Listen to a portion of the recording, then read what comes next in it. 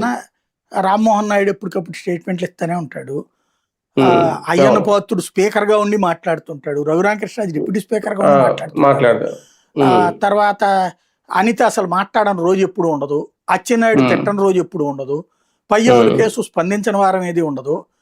ఎవరు ఖాళీగా ఉన్నారని మాట్లాడకపోవడానికి ఇంకా సాలట్లేదు నాకు అంటున్నారనమాట.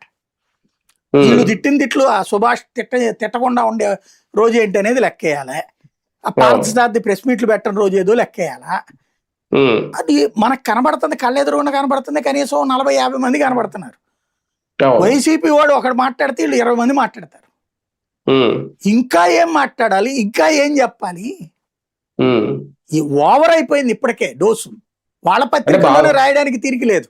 బాబు గారే చెప్తున్నారు కదా, మీ పనితీరు సరిగ్గా లేదు, మార్చుకోండి, ఈసారి ఎవరు పడితే వాళ్ళకి టికెట్ లేవు అని ఆయనే ఎప్పుడు చెప్తానే ఉంటారు కదా. మొన్నటి ఎలక్షన్ అప్పుడు కూడా చెప్పారు, బయట వాళ్ళకి ఏమో ఇవన్నీ ఎప్పుడు చెప్తానే ఉంటారు ఆయన. ఫైనల్ గా ఎలక్షన్స్ అప్పుడు 2 పద్ధతులండి. డబ్బులు అత్యధికంగా ఖర్చు పెట్టగలిగి ఉండాలి, కుల సమీకరణాలకు సరిపోవాలి. కులం ఉంటే డబ్బులు లేకపోతే కుదరదు. డబ్బులతో పాటు కులం ఉంటే బోనస్ నీకు. కాబట్టి వాళ్ళందరూ డబ్బులో పక్కన సంపాదించుకుంటున్నారు, సమన్వయం చేసుకుంటున్నారు. అందులో నో డౌట్. ఇక్కడ లోపాలు అయితే ఏం లేదు, సమన్వయ లోపం అయితే ఏం లేదు. బాబు గారు అది ప్రచారం కోసం అంటుంటారు అట్లా. అంటే తప్పులు జరిగితే కిందోడికి తప్పు, ఒప్పు జరిగితే నాదని చెప్పే పద్ధతి అయింది. అంటే ఈ మార్కులు, సర్వేలు ఇవన్నీ చేయించేది ఎందుకు ఇంకా?